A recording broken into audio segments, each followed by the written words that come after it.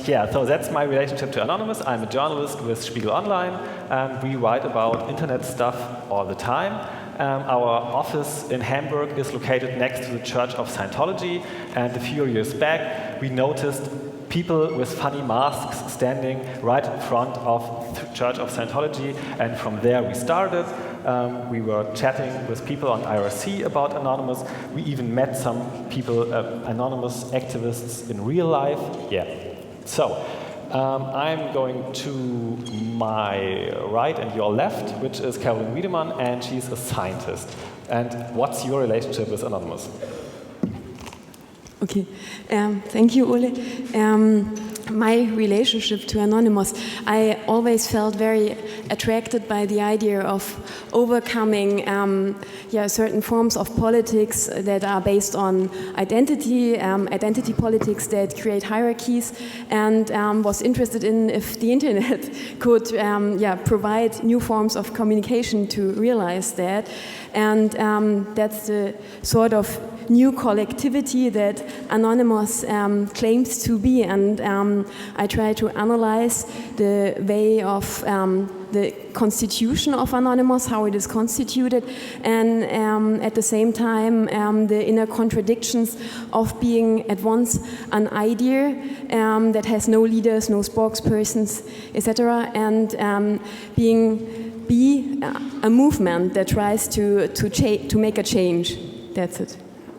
All right, and to my left and your right is Frank Rieger from the Chaos Computer Club in Berlin. Most people probably know me. I'm Frank Rieger. I'm one of the speakers of the Chaos Computer Club, which is the oldest and biggest known hacker organization on the planet. And my relationship with Anonymous is basically mostly when journalists call me and ask me, can you comment on that, or can you patch us through to somebody from Anonymous? We want to talk to somebody from Anonymous. And of course, having been involved in the in hacktivism and the debate and what we do on the internet for political reasons and what we don't for a long time, I'm of course also very much interested in what Anonymous is doing and what the tactics that they are developing and where they're intersect with what we're doing, and so it has been an interesting time with them. Yeah, and last but not least, we have Jacob Appelbaum, who I believe crossed continents to be here today. Yep, thanks for having me. It's really an honor to speak here and to be on the panel with you guys. My relationship to Anonymous is, I think, probably closer to everyone in the audience, which is to say that we are all anonymous. I work on anonymity software so that every person has the right to speak freely and to be able to read without exception. And I believe that vanguardist movements don't really work as well as populist movements, where democratic change is possible and meritocracy is valued. And so I sort of came to be the punching bag about Anonymous in a sense, because a lot of the hacker community does not have solidarity with Anonymous, which I think is hilarious, because to the outside, the CCC, Anonymous, whatever other movements may exist in different places, there's no difference to an outsider. To an outsider, they're all hackers of some stripe, and I think we either all stand together or we all hang apart.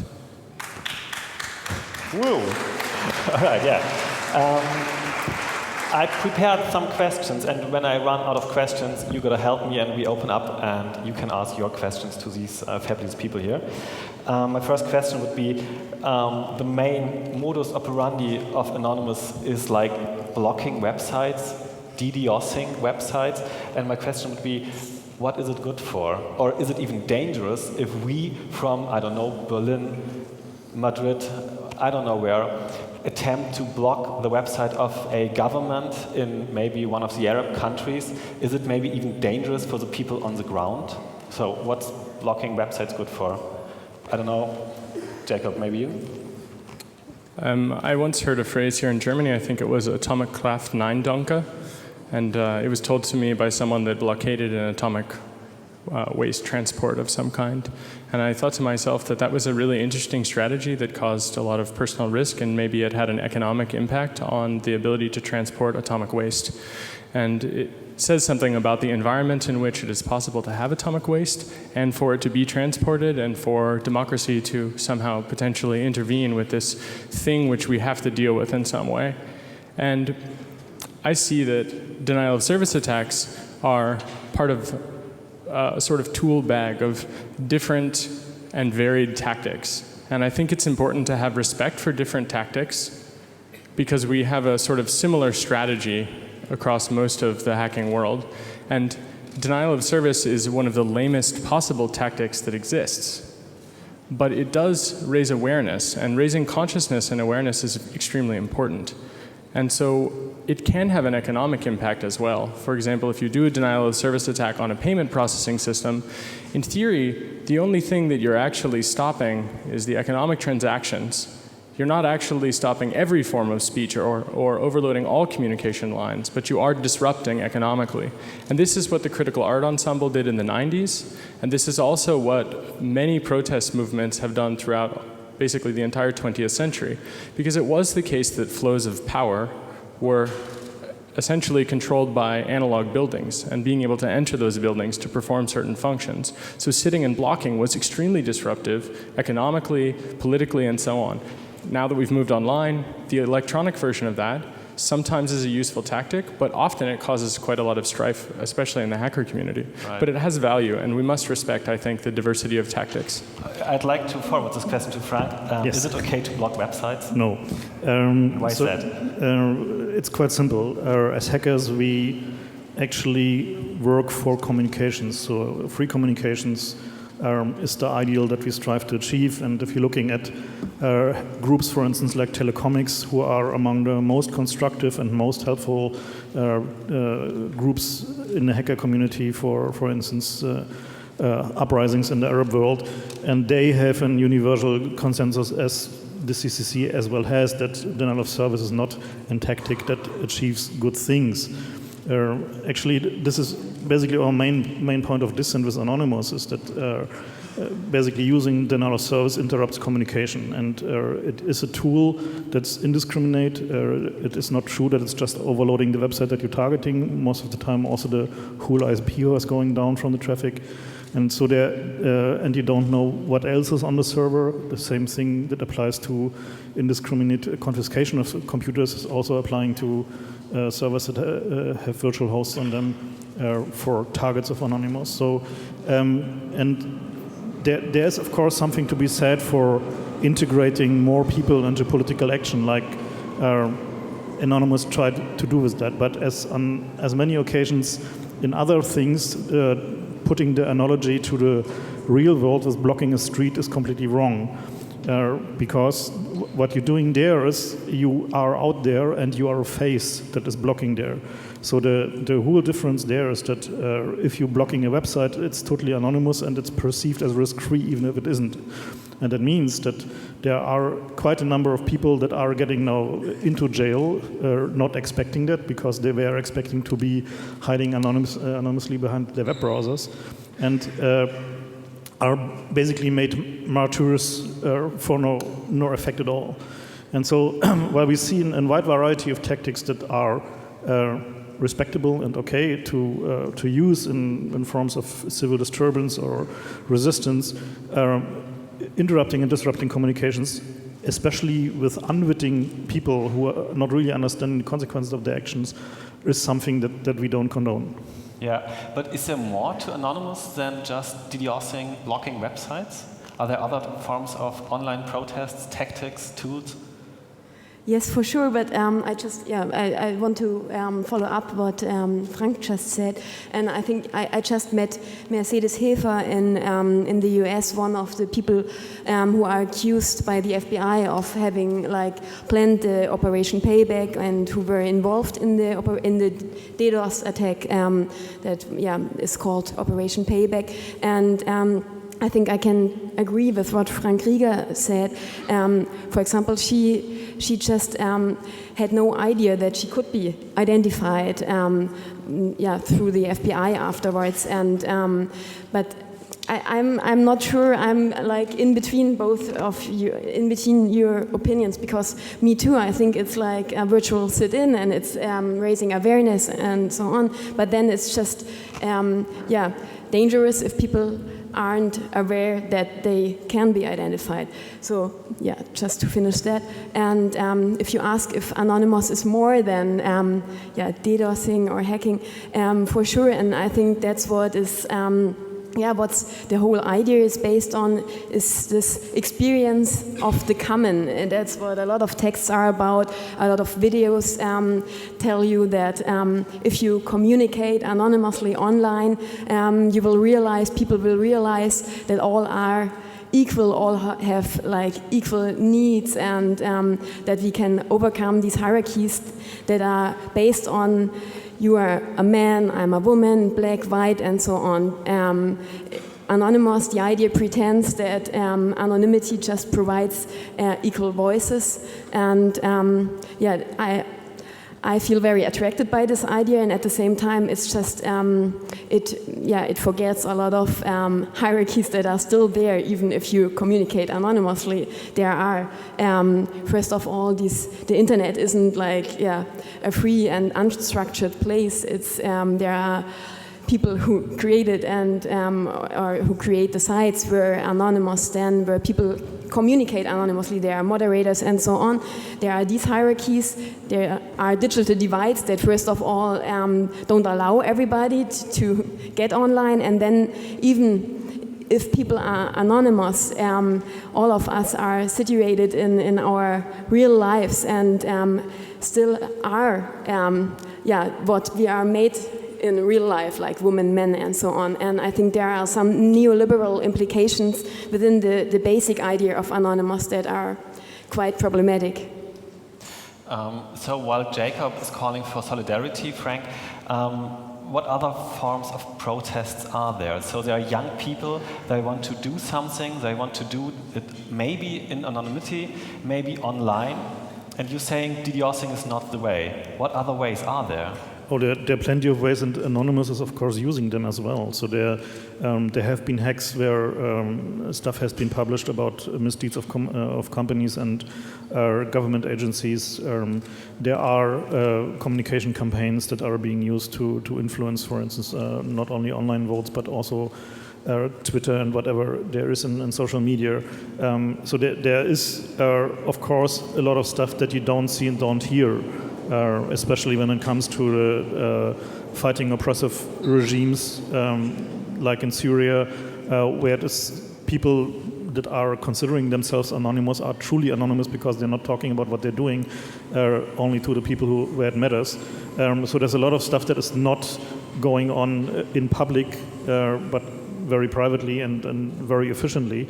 Where, for instance, communications are intercepted of the Syrian regime, like the emails unpublished, where work is being done to get communications into these countries, and so basically basically activism is not limited to just denial of service, and these are, of course, forms of activism that we find highly attractive and that we support fully as a hacker community here in Europe as well. Because we're using them as well, and we are basically not saying, okay, Anonymous is bad because they're using denial of service attacks. We're just saying, okay, this is a stupid thing and you shouldn't do it.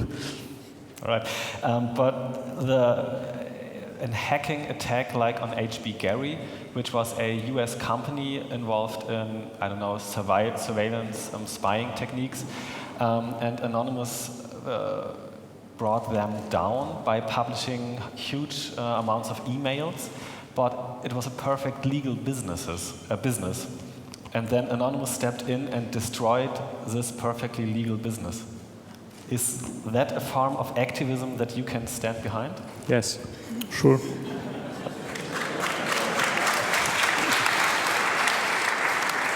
All right. Can I play the bad guy here for a second? Can I play the bad guy? We can both play the bad guys, of course. So HB Gary, for those of you that don't know, was involved with a company called Palantir, and they made a graph of sort of like who to target in the WikiLeaks organization, and they put me and Glenn Greenwald and a number of other people up there and basically said that we were fair game. And when they were caught, and fair game, by the way, is I use that in the Scientology sense, and like they can go after us, fair game. So they considered us private citizens exercising our basic human rights, the right to speak, the right to read, They thought that we were fair game. Just because they're a business, ironically, I had nothing to do with this, I claim, Your Honor, that I think, for me to care about them, I feel like there's some aspect where they should care also about the rest of us and what they do. Their business model, in some sense, is oppressive. And I don't really have a lot of sympathy for them, even though I don't know that I would agree with exactly the outcome that has occurred. But in this case, in the end, the CEO of that company actually called a bunch of people on that graph, but they never called me, ever. So they apparently still think that I'm fair game. And I think that what Anonymous did in hacking them was really fantastic, because it showed the true nature of these people. And it even showed later that when they were exposed, that their true nature is that they're motherfuckers. And they profit off of the misery of other people and targeting them and harming them. And breaking into their computers may not be legal, but it was certainly ethical, because it exposes that they are, in fact, almost exactly the same as the criminals they suggest that they will protect us from. And that is important. That's huge. Yeah, what actually came out essentially in the course of these hacks and publications is that HP Gary Federal was not a perfectly legitimate business. So it was only legitimized because they had federal contracts to do illegal things and stuff that are illegal in many countries in the world, which is like breaking into computers, invading private people's life and threatening them with destructing their lives. And if the government doesn't step in to end the business of these companies, it's perfectly legitimate to do that the way Anonymous did. And I guess while we can go behind that and say, yes, well, that's the right course, because anybody can call themselves anonymous, we see nowadays maybe actions which are not so much in the black or in the white area, but which are maybe in the gray area. And I don't know, maybe we can hear about a little bit more about these gray and dark and white areas, and who calls himself anonymous and for what cause? Yes, and there's already, that already leads to another very important question, and that is one that is connected to the HP Gary attack or all these operations. That's the question of how does Anonymous decide whether to create an attack or whether to do an operation? And who's bad? Who's the bad guy? Who decides that? And who's the bad guy? Yes, who can be attacked or who's that's all about. In the end, it's about having an identity and trying to get to create an identity for Anonymous that legitimates then all these attacks and so on. So there must be not only this swarm-like pattern, but also a purpose that all these decisions are based on. But then there's still, and that's freedom of communication and information for everybody. And that's linked to the idea that everybody can be anonymous, but only if everybody has access and can communicate anonymously. But then there is still the big question of who is part of it and who takes the decision in the end. And if, for example, Mercedes Hefer, she decides, I want to attack HP Gary, and she asks people in the chat who will join me. She told me that for her, that's the biggest difference between the Occupy movement that she's very involved in Las Vegas. She's one of the people who inspired the Occupy movement in Las Vegas. That's what she says. And she's involved in Occupy and in Anonymous. And for her, the biggest difference is that if you want to decide anything with Occupy, if you want to create a common demand, you have to discuss it for days and days. It's very democratic, and everybody has to give his or her voice, very equally. And she told me, if you want to do an attack or a DDoS or anything with Anonymous, you just mention it in the chat, and then perhaps within a few minutes there are enough people together to do it. But what is this enough? Is it democratic, or on which politics is it based on in the end? That's the accountability problem as well. And what ethics is it based on? This is basically the core question. So is there a common ethics to that? And that is also one of the main points of worry for me about Anonymous, is that it hasn't basically crystallized. So there is no, it has been going on for a number of years now, and there are, at least in my opinion, from what I see, what I read in the journals and on the published documents, the ethics has not really crystallized, which it should have by now. And the point now is there that the government has stepped up, so that the party is basically over because the government is investing, especially US government is investing substantial resources, which also means infiltration, which also means putting people in there that do provocation attacks. The FBI has whole divisions that are just meant for provocation attacks, basically discrediting social movements by letting them do or inspiring them to do really stupid illegal stuff, the same that they do with terrorists or Islamists. And so this is the point why I think that if there is no transformation in the anonymous movement in the sense that there is a common ethics crystallizing and people saying, okay, we adhere to that, or we are maybe form a tribe in Anonymous that is adhering to these kind of ethics, if that doesn't manifest, then the movement will relatively soon be over. Let me add to that.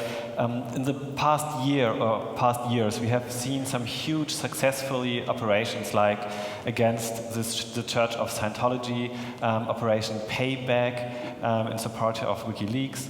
And then everywhere on the planet, anonymous groups popped out and started doing small things which we didn't even get noticed in Europe because it was some thing with drug lords in South America, and then there was Turkish and Kurd rebels doing stuff against their government. Then there was the Spanish youth unemployment, and so on and so on. Then we had Occupy, again, Guy Fawkes masks in the media, which was, I don't know, the third wave of Anonymous maybe. And my question would be, have we reached peak Anonymous? Is the party really over, like Frank said?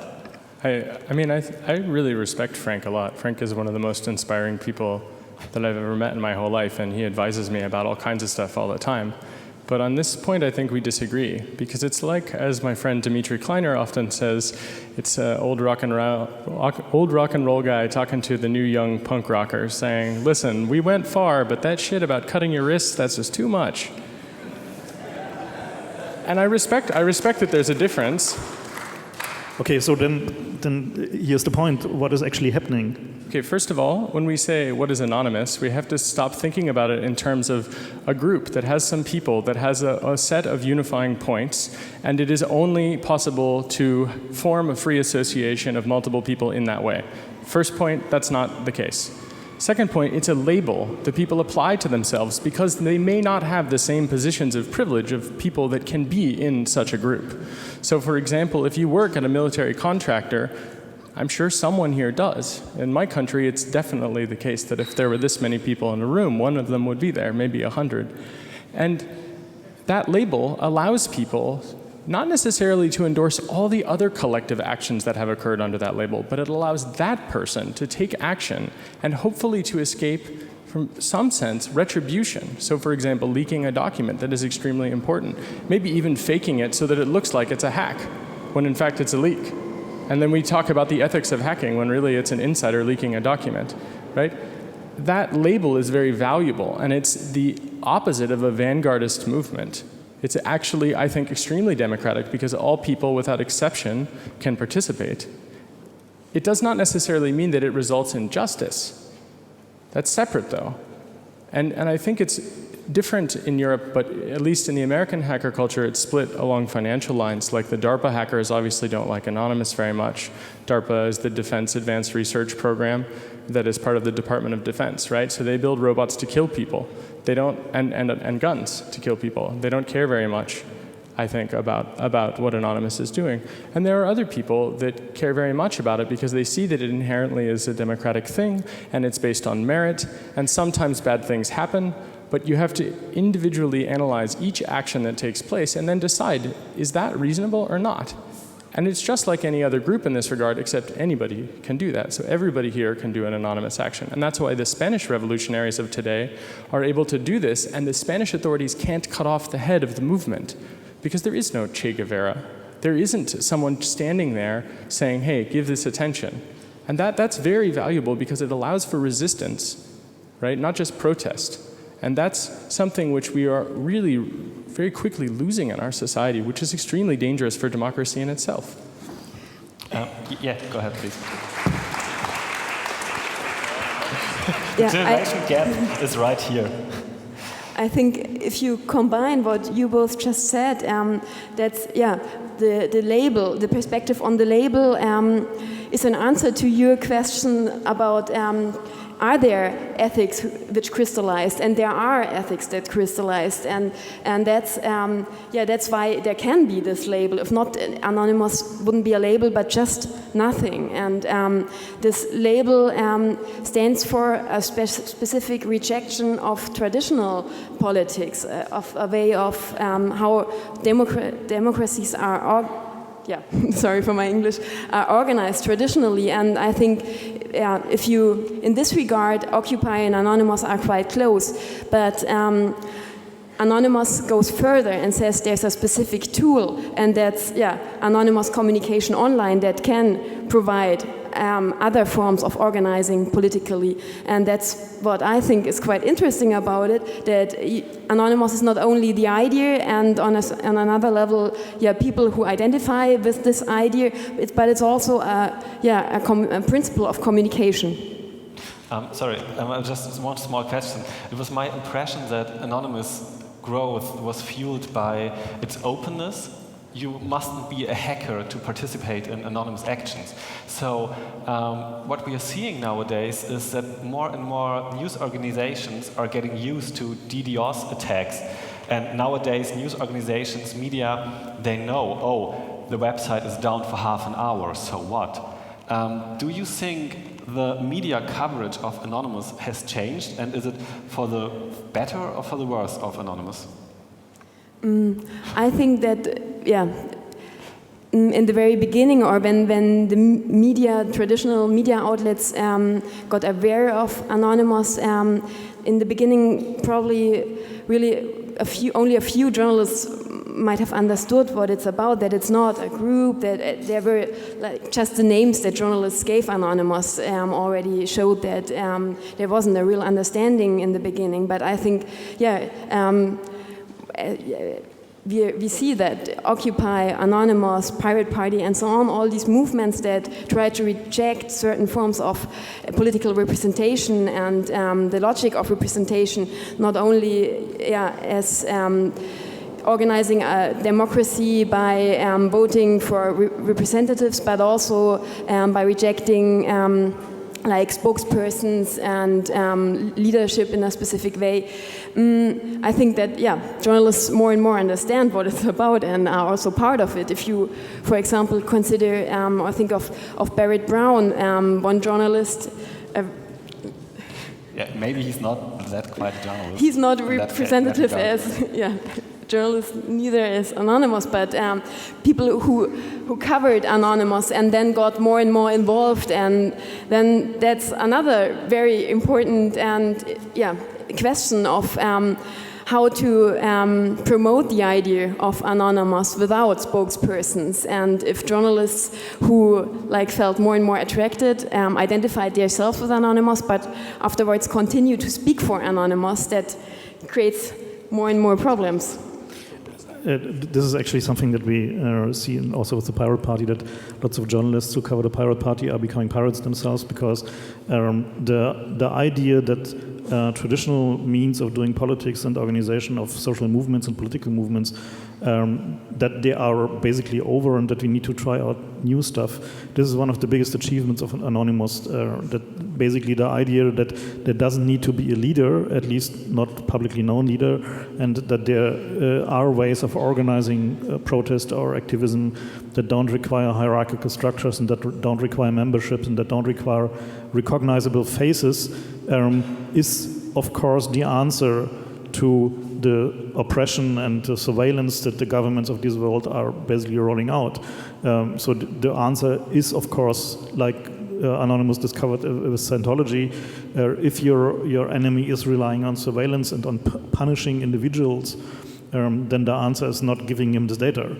And the problem that we see here is that the learning curve in these movements, both Anonymous and Occupy, and also in the Pirate Party, by the way, is relatively bumpy. So you're having lots of problems that were basically anticipated. We can overcome many of them with technology that were not available, for instance, in the last wave of this kind of thinking, which was the basic democracy thinking that came up in the 60s and 70s when the last big social movements came up, and in Germany with the Greens.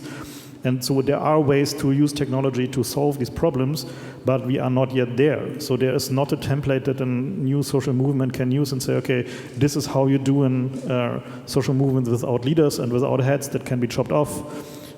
We are still in the experimenting phase, and Anonymous is one of these experiments. First Jacob, then one last question, and then it's up to you. Okay. Would you agree with me if I said it wasn't a rejection of traditional power structures, but rather an enhancement in the sense of bringing more information forward to empower the structures that already exist to some extent, in addition to building an alternative? Yeah, in addition. Okay. Because I think it's interesting with Anonymous in that there's a word in English we say solipsism, which is this idea that what you experience is reality. And so if the label of Anonymous for a particular action is what Anonymous is doing, there's something to be said about the fact that if you only have experience to some things they've done which are not necessarily awesome by your standards, you would think them not awesome. And it's important to not be solipsistic when we discuss that. And I think it's actually about enhancement, not just about rejection, but rejection of certain parts, like the rejection of secrecy. When a leader lies and then Anonymous leaks a document that shows that the person is a liar, we don't need to know who leaked that document. And we, in some cases, don't even need to know about the tactics. The strategy is important overall, but the goal has been met.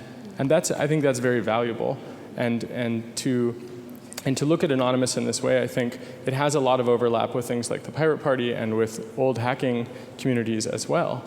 But really what it comes down to is, at the fundamental core, this is all nonviolent, direct action for specific goals in each of the different actions that takes place. And usually it's about positive social change by revealing previously hidden information and, as a result, correcting asymmetric power influences and sort of righting them in a way where you can't possibly resist it, like you expose a lie. That person is now known to be a liar. And there's immense value in that. And it's not just a rejection of the old system, but it's an attempt to try to get people to say, okay, I actually do care about the truth. And that is a core value of our system. And now the truth has been exposed. Damn you kids, if it wasn't for you and that meddly dog. Frank, I've got one last question. That would be, what is the worst thing Anonymous has ever done, or people in the name of Anonymous have ever done? Allowing themselves to be infiltrated by the FBI. So this is basically the biggest fallacy, is that their communication structures were not coherent, and they didn't manage to build webs of trust that were immune to infiltration. And this, in my opinion, will be ultimately the downfall of the current incarnation of Anonymous. I'm very much hoping that they manage to build a new incarnation or a new wave or a new tribe or whatever.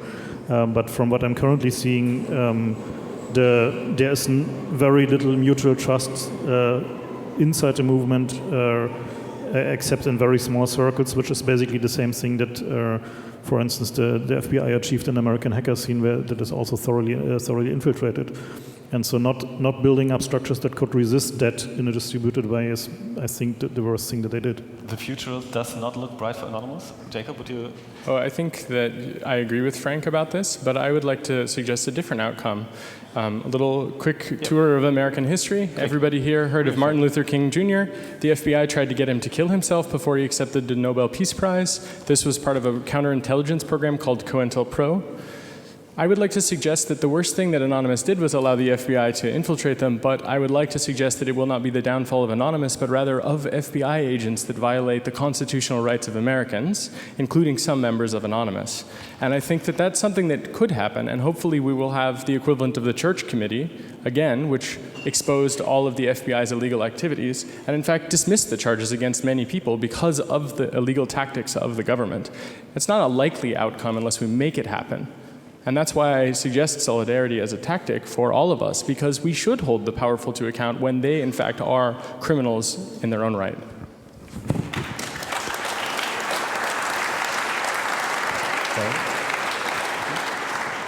Yeah.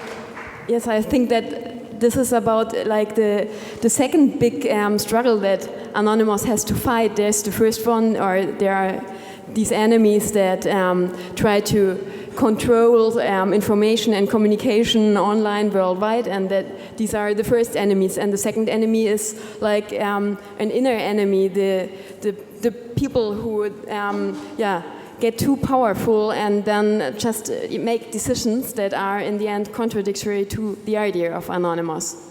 I think if there can be technological or technical tools in the future, then something could be reached what Frank has just described, and Anonymous is an experience to this common purpose in the end. All right, so this Republica is all about action, and I suggest you take action.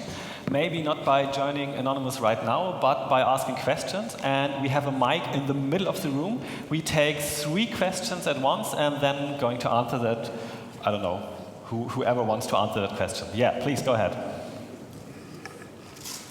We can't see you, so sorry. Hello, I'm Jeremy Zimmerman, co-founder of La Quadrature du Net. Well, I didn't see Frank, that I respect so much, as an old rock and roller, as said Jake.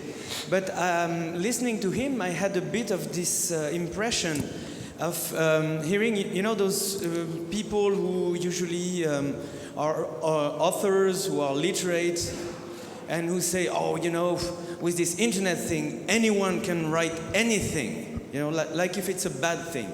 And some stupid people write stupid things. Some people write hate speech.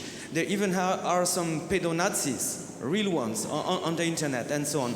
But this is not a case to make it that freedom of expression on the internet is not worth it.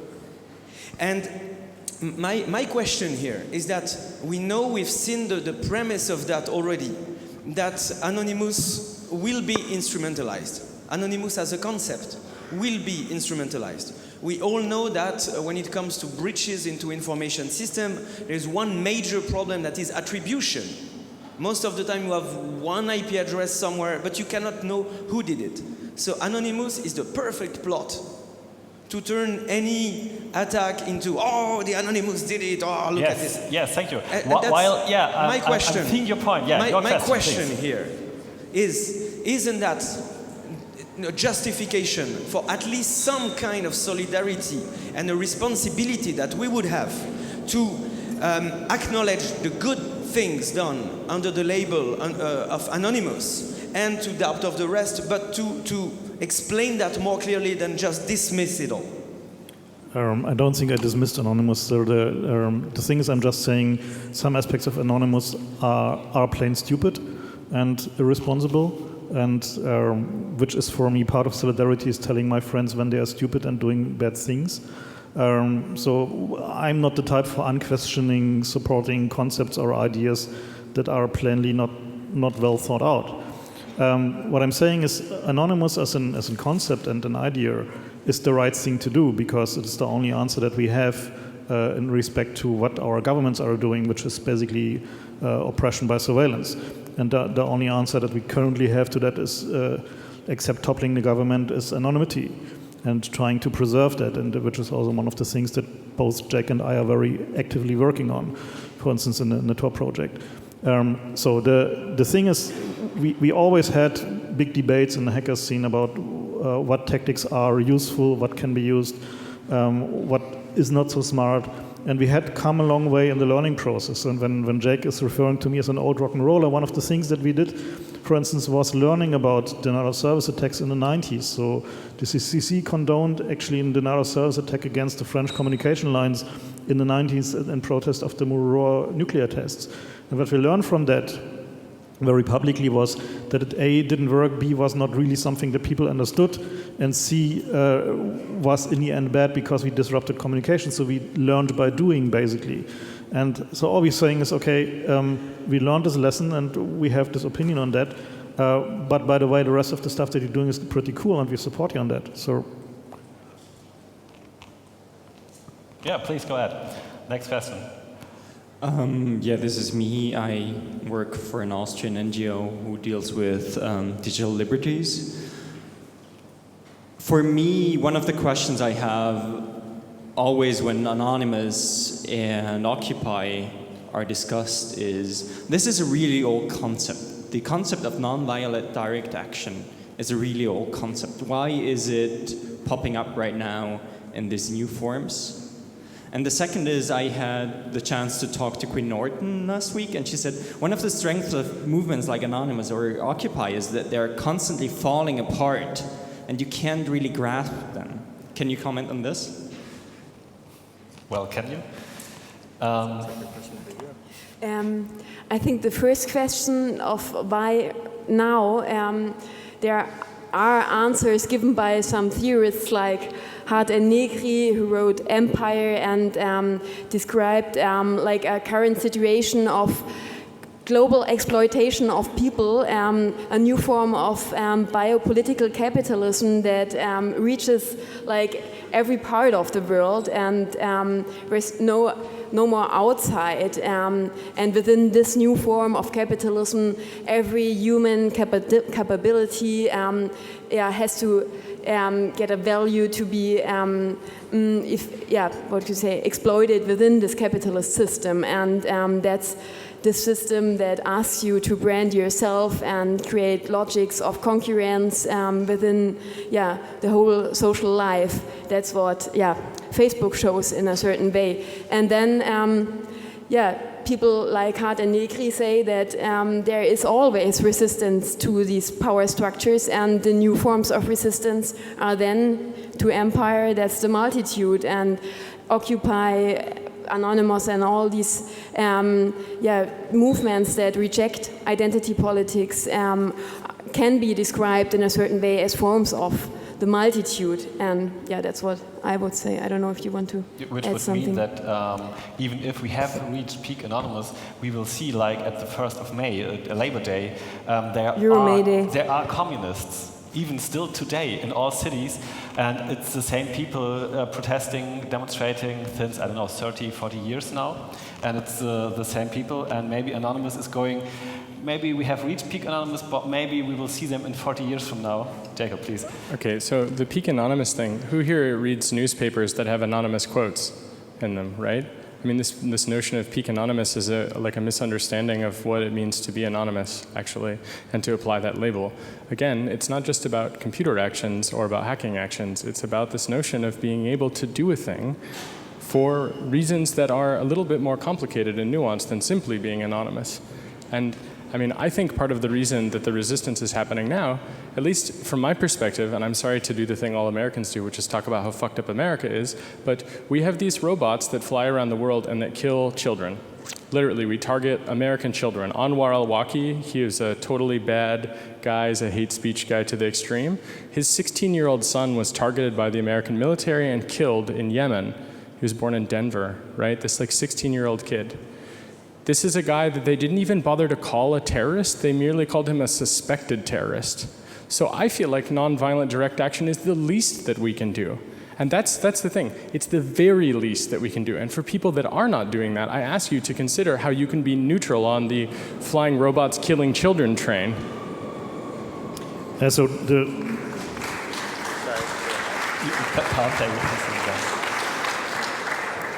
this is actually the core point here, is that our governments have become very, very bad. And apparently very few people seem to care about that because they're too busy running the hamster wheel of their daily lives. And so the thing is, Anonymous and the idea of participation, which is also behind the Pirate Party, is something that is clearly the new thing to do. Getting a SS app and do at least something. And this is the responsibility that lies behind that is, of course, instruct people to do something useful and something that is actually productive in protest and affecting change.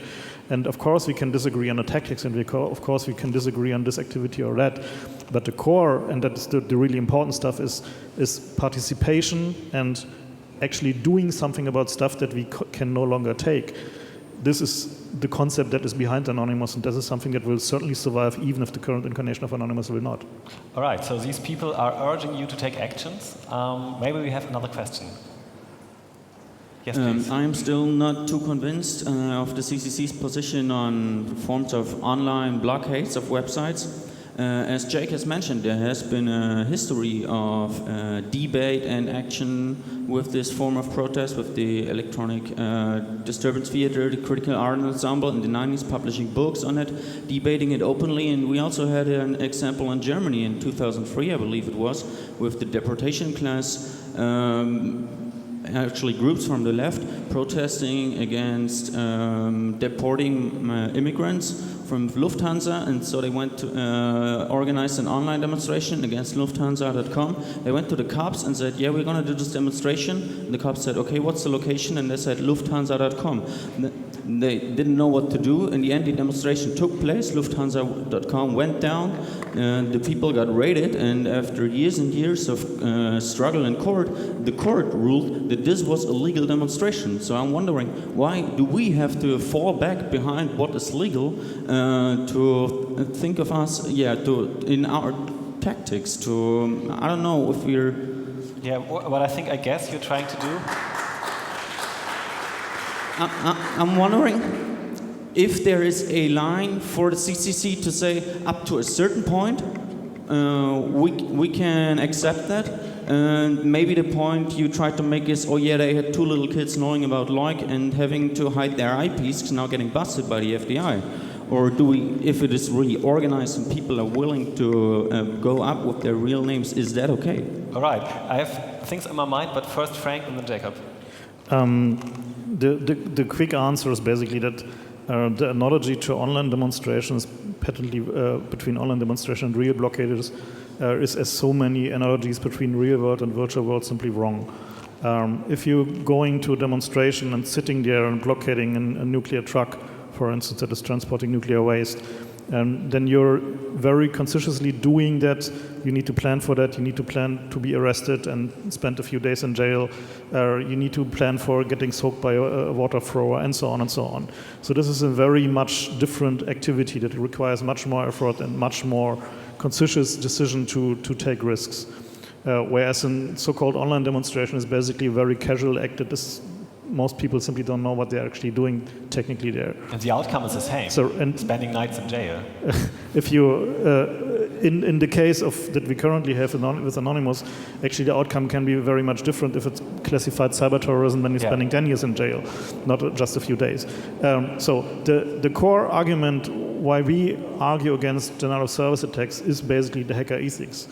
We are for free flow of communication, even if it is to websites of MasterCard, and saying, okay, this disrupting communications is a tool that the governments are using. The governments are the ones that are switching off the internet, that are censoring the internet, that are blocking websites, that are sequestering domains. So this is basically the toolkit of the enemy. It's not our toolkit.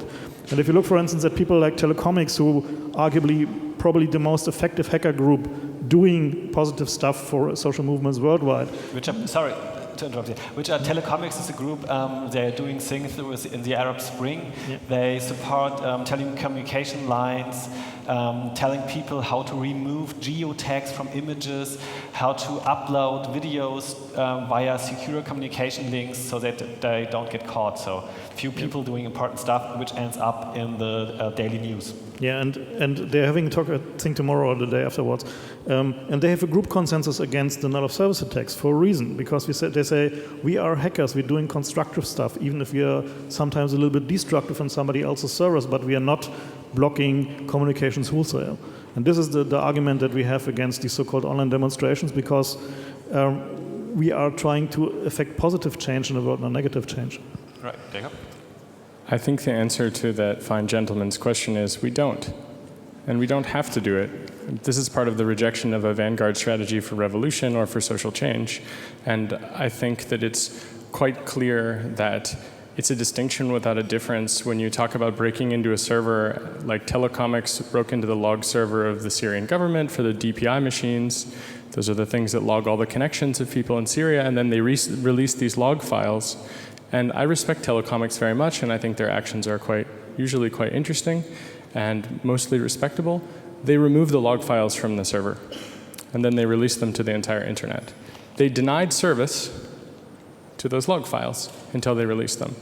And so there's, again, I think it's worth stating, it's a distinction without a difference, right? So it's true that sometimes, a server is inaccessible or a network link is flooded or something like this.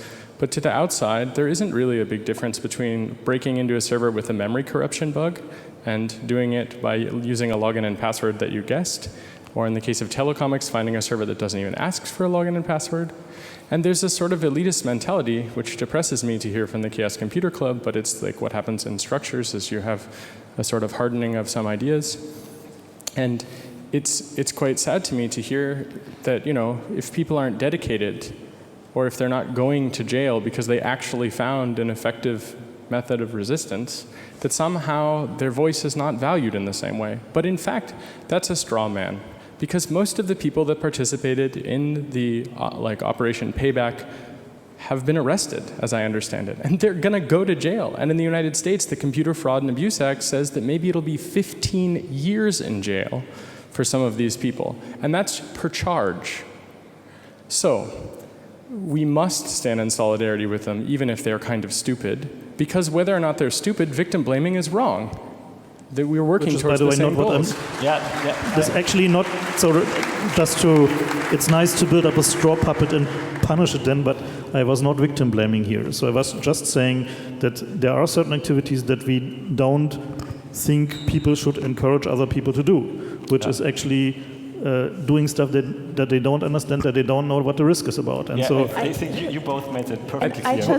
Informed consent, though, is one of the things you're talking about, and you don't actually know whether or not people had informed consent because some of them didn't, and you're projecting your reality and suggesting it's the reality for all of these people. So if there's informed consent and they're technically knowledgeable, that makes it a legitimate tactic by your argument. And the thing is that I actually don't think that's necessary. They can be the stupidest people on the planet without any knowledge of how the technology works, and they still have a right to have a voice, and they still have a right to it, even if they don't go to prison. Maybe they need beforehand that they could go to prison for this. And maybe that was not the case, but all the time was anonymous. They were thinking that they were doing anonymous things, as the name implies, which they didn't. So, which is basically, and this is, I think, the problem here is two things. One is DDoS disrupts communication, which is basically wrong on a very fundamental level. Understood. And the second problem is people were thinking they were anonymous where they weren't, and they were not told that this is the case. Yeah, we already discussed that in the beginning, and I just want to add that, you just mentioned that they might go to prison and so on, but I just talked to the lawyer, to Mercedes Helfer's lawyer in New York, and who also defends some of the other people who are accused of having been part of, and there's still a lot of hope that because it's in a zone of there are no laws for these cases yet, no specific laws, so they are still in court, and we hope that they won't be in prison in a few months. Before I take the next question from the audience, I would just like to add, right at this moment, there are laws proposed in the European Union which have, they think about anonymous, and they're doing laws. And please get involved, take actions, get to know these proposals, and decide what you're going to do. Call your parliamentary people and so on. Next question, please. Hi, I'm not anonymous. I'm Leo Sauermann from Vienna, and I have a kind of trick question. I'm not a real pro in anonymous, but you're going to enlighten me. So I want to join this postmodernist movement. There are no leaders. It's only based on ethics. So what I thought is I somehow managed to get into this chat room where the secret actions by Anonymous are planned. So I have to ask some friends, where is this chat room? How can I get inside? Then finally I read in this chat room, or wherever it is, something like, hey, come on, let's all pay back. Here is the address, DDoS it, or do something else. And then it's up to me to decide, is this an ethically correct thing to do or not? Maybe you could think about this when answering the question, is this an ethical thing or not, and what should I as an anonymous member now do in this situation? Because if I think correctly, if I'm not a stupid person, then the FBI guy who infiltrated the organization wouldn't be a problem anymore. Or why do you worry about the FBI guy if he's in the chat room? Because each member has to think for his own, or? Is that so? Sorry, didn't get the point. I think I understood what you're saying, and I just wanted to say that here's how you do something as an anonymous action. You go do it. It has nothing to do with chat rooms, necessarily.